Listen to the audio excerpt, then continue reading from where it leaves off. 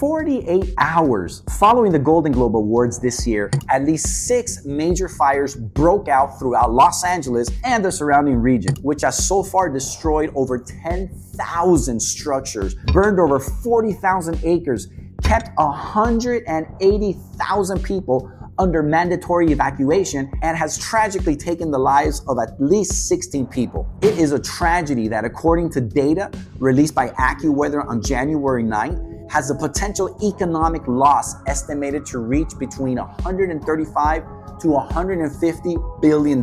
Now, this video is not to make light of the dire situation many people are facing, or to bring politics into the picture. But there has to come a time when leaders have to be held accountable and responsible for their job performance. Part of being in a state or a local leadership position is to focus on preventing devastations like these ongoing fires that have been spreading throughout LA and surrounding areas. If they don't know how to get their job done, they have to be exposed and called into accountability for their incompetence, especially when people's lives and their homes are on the line. If you don't hold them to a certain standard, the same thing is going to continue to happen over and over and over again. Now, battling wildfires is nothing new to California. You would figure after so many years of the same thing happening over and over, the brilliant leadership of the current hippie woke crowd controlling this once great state would have figured out how to proactively put together a program to help prevent these type of fires from getting out of control. But instead, the leadership focuses on nonsensical diversity training, leaving reservoirs empty, and apparently raising a small little smelt fish instead of ensuring there is a system in place to prevent and to properly tackle wildfires when they do strike. In 2018, the fires that engulfed the town of Paradise destroyed 18,800 structures, out of which 85 people were killed, and torched 153,000 acres. In 2017, the Redwood Valley fire killed 9 people, destroyed 543 structures, and torched 36,523 acres. Are you seeing a pattern year after year? The story is always the same. The leadership blames the uncontrolled and unprecedented Santa Ana winds for sending burning cinders across the landscape, or they blame global warming or climate change or whatever buzzword fearmongers are using nowadays. Now, these Santa Ana winds blow every single year. If you know you're going to be dealing with the exact same issue, why is it that people in charge don't have a ready-made plan in place to prevent these types of disasters from happening? There has to be accountability somewhere. I get that you can't control earthquakes or hurricanes or natural disasters like that, but it's not difficult to at least minimize the amount of flammable material that certain areas in California has, so when a fire does come, it will be much more easily contained. Of course, you also need to have water coming out of fire hydrants, and it would be also useful if you had reservoirs that actually were filled with water so your firefighters can use it. In states like California, where it spent $2 billion on 1,600 feet of high-speed rail in the middle of nowhere, you could have spent that money on making sure there's enough water around to put the fires out. Let's take a look at this short clip by actress and filmmaker Justine Bateman as she tells it like it is and calls out the local leadership in LA for dropping the ball again on the ongoing wildfires. Check out this clip. How are you feeling right now, Justine? Hi. I'm pretty pissed, and I think a lot of people in Los Angeles are pissed. If you are going to run a city or run a state, you have to take care of the basics, and that's make sure that your fire and your police department are well funded. Make sure that you have, not only you have plans if there are emergencies in your area, you have rehearsed them, but also you have plans to mitigate the problems that you know are going to happen in that area. And for us, it's fire, earthquake, rain, and consequent mudslides. And if you're not doing everything you can to take care of those problems if they arise, then get out. You are useless to us. All those other things, all the other programs like Head Start and all of that, that's great for the community, that's after. If you can't cover the basics, get out of our city. You are useless to us. You are a liability, and you have destroyed people's lives because you didn't do your job. You didn't do what you were hired for. You didn't do what we pay you for, and you should resign out of shame and responsibility for the people whose lives you've destroyed right now. Now, like she said, if you're incompetent and you don't know what you're doing, step aside. Let other people that are competent and have common sense take over your job. This is the only way future fires won't continue to claim entire neighborhoods nor the lives of people. It's not a joke. You're playing with people's lives here. For example, Let's look at some of the people entrusted to keep fires under control in Los Angeles and what they didn't do to prevent this catastrophic event in the first place. We'll also attempt to provide some practical layman's advice on how they can at least minimize future fires from getting out of control. And since we mentioned the Golden Globes, I have to give this first Golden Globe of failed priorities to LA's fire chief, Kristen Crowley, the first female fire chief hired back in 2022. As the first woman to be a fire chief in LA, you would figure that leaving a competent legacy to future women fire chiefs would be on top of her list. Now, as a 22-year veteran of the LA Fire Department, you couldn't have put in place a structure or contingency plans in anticipation of these types of fires. You've been on the force long enough to realize these happen every year, especially during the season where the Santa Ana winds are blowing, which they do every single year. Now, I'm not a firefighter and wouldn't presume to know about how to control fires, but I do remember growing up in LA in the 1980s. And during that time, I remember that prescribed fires, or what's called controlled burns, were very common. These were fires that were intentionally set by forest managers to reduce the fuels that fires require in order to burn, like dried or dead trees, brush, and other types of flammable materials. If you can get rid of these, then when fires do occur, they'll have less fuel to work with and will be a lot more manageable. Now, here's the problem when idealism instead of pragmatism rules in government. According to a Newsweek article, in order for these prescribed fires to occur, they must go through the National Environmental Policy Act review process, which can last anywhere from 3.6 years to 7.2 years between the time of initiation to when the burning can actually begin. Are you stinking kidding me? You have to wait years before a controlled burn takes place? This is one of the reasons why these fires are out of control in the first place, because of all the red tape and bureaucracies associated with these asinine environmental laws. By the way, back in October 2024, there were reports that the U.S. Forest Service decided to halt prescribed burns in California in order to preserve staff and equipment to fight wildfires. Wow.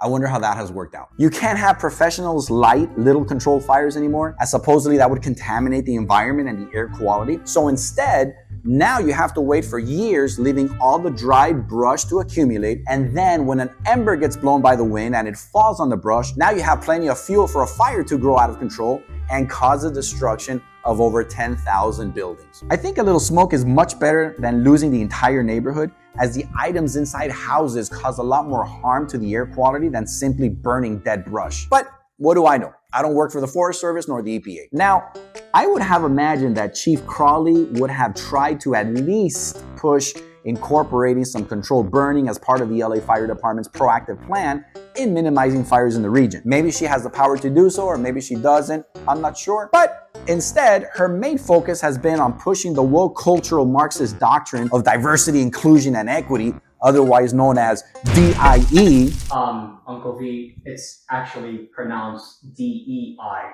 Josh, I'm the one talking here, okay? If I say it's DIE, it's DIE. Die sounds a lot better than what you're talking about. And anyway, when things go woke, they die. So that's a problem with it. Like I was saying, she constructed a DIE bureau to prioritize diversity with her racial equity plan, subjecting employees to diversity training. Instead of focusing on creating a bureau for diversity, you may wish to focus on developing a controlled burning bureau and start working with the Forest Service to reduce the risk of unwanted wildfires in the future. Why are you worried about all this indoctrination about diversity instead of focusing on practical ways to prevent fires in the first place? Oh, and while you're at it, you should also ensure your fire hydrants have the water they need and adequate pressure to work, so when your firefighters, whose lives are on the line, can have access to all the water they need. I will give credit to Chief Crawley, as she did speak up against the city and the mayor slashing $17.6 million from the LA Fire Department's budget, so she should be applauded for that. I just hope that doesn't affect her $439,772 yearly paycheck. And the number 2 Golden Globe Award in dropping the ball on the fires in LA should go to the Los Angeles Department of Water and Power's Chief Executive, Janice Quiñones. Is it Janice or Janice? I think it's pronounced Janissary. Janissary. Isn't that the fighting force of the Ottoman Empire? Anyhow, Ms. Quiñones, who coincidentally earns $750,000 a year, dropped the ball by not having water in the Santa Ynez reservoir that provides water to Pacific Palisades in case there's a fire like this. Now, in the private sector, a chief executive is responsible for how a company operates. And if they don't do a good job, they'll get fired. And if they don't get fired, then the company can probably collapse. So individuals in these type of governmental positions need to be held to the same standard as those in a private company. As when they screw up, people's lives can be in serious jeopardy. The Santa Ynez Reservoir is a critical water source in Pacific Palisades, the area that got hit the hardest. This is an area that has gorgeous multi-million-dollar houses overlooking the ocean. The reservoir was supposed to have played a crucial role in providing water to the firefighters, but under the leadership of Ms. Quiñones, the reservoir was empty and offline. Why would you have a reservoir that's empty?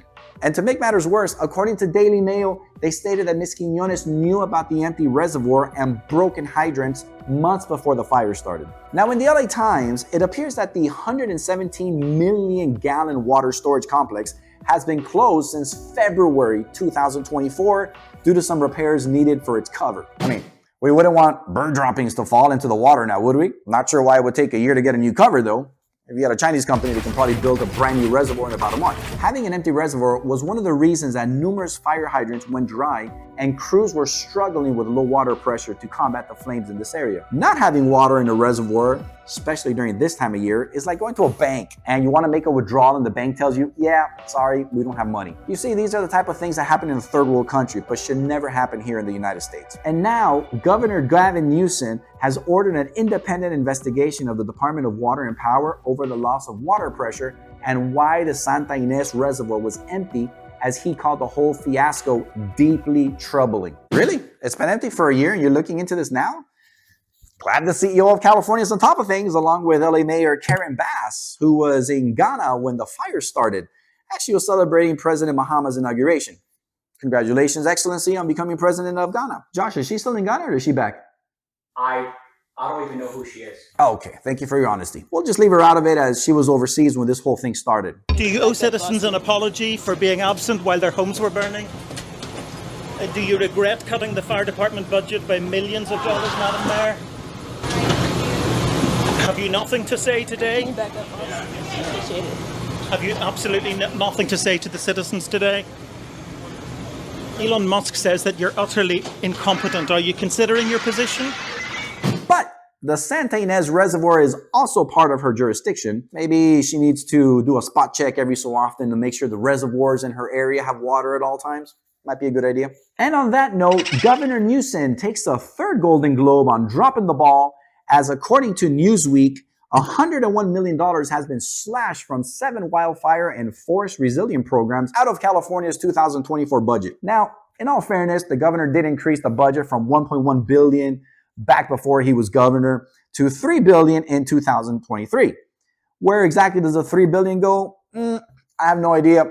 Maybe some of the $3 billion should probably be used to install new piping that takes water to drier areas during this time of year where fires are prone to occur. I'm just saying, might be good to look into that. And what about the infamous Delta smelt fish and the supposed water restoration declaration that President Trump was referring to? Well, apparently there's a little bit of back and forth rhetoric between President Trump and Governor Newsom, as the governor's office states there's no such thing as a water restoration declaration. Might be a good time to get one now.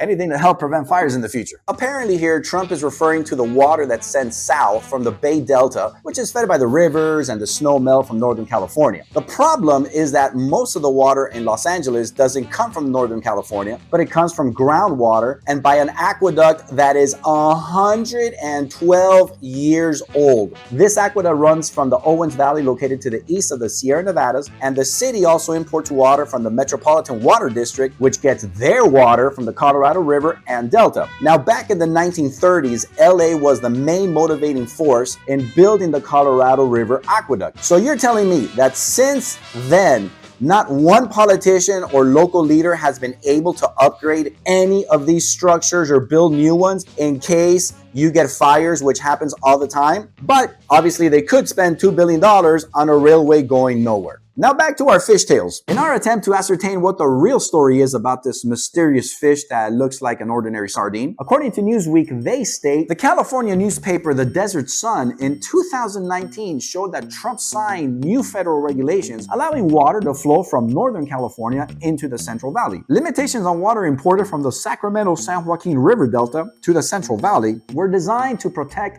diminishing smelt and salmon populations. Newsom announced a lawsuit in response, as reported by the San Francisco Chronicle. California Attorney General Javier Becerra sued requesting the decision to be delayed, citing federal environmental regulations. What does that all mean? Well, apparently water was being diverted into the ocean instead of going to various cities across the state, as too much fresh water would kill off the smelt. And apparently the smelts take precedence instead of desperately needed water going to cities. Now, another article from Newsweek dated December 4, 2024 has a headline stating, California cities facing severe water cuts in 2025. As the Department of Water Resources announced on Monday, an initial state water project allocation of just 5% of requested supplies for 2025. Now, if water is an issue to the Golden State, I wonder if anyone has realized that California has 840 miles of coastline. Now I know what you're thinking, why not just use salt water from the ocean to put out the fires? Well, the salt could corrode fire equipment and would also harm the vegetation. But not to worry, because if we take a cue from our Middle Eastern friends and look at countries like Saudi Arabia, United Arab Emirates, Kuwait, and Libya, they all get their fresh water from the ocean via desalination plants. California could easily set up desalination plants all over the state, which would cost from $60 million to $100 million each and can provide 25 million gallons per day per plant. So the state would have taken the $2 billion they spent on the 1,600 feet of high-speed rail going nowhere and used that for these plants, they could have had at least 20 desalination plants producing 500 million gallons of fresh water per day. Or if you want to spend a little more, you can go big like Australia and produce these massive water factories which can be used to fill up any reservoir in the state and provide drinking water to the population and still have enough water for farming. Josh, did we just solve the water problem in California? And the final Golden Globe is provided to the Golden Globes themselves. Yep, Hollywood continues to express their hubris against the almighty creator with their lack of respect and jabs at God himself. Moms are holding strong with 3 shout-outs. God, creator of the universe, 0 mentions. And Mario Lopez, host of Access Hollywood, 1. No surprise in this godless town. Now it's interesting that 48 hours after Nikki Glasser poked fun at God and rightly said that LA is a godless town, all of a sudden fires suddenly break out. Coincidence or not, you decide.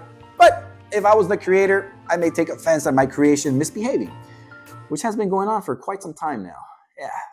Yeah, better to show some respect for superior other dimensional beings just in case. And we can go on, but we're out of time. So join us for our next video when we talk about... We'll see you then.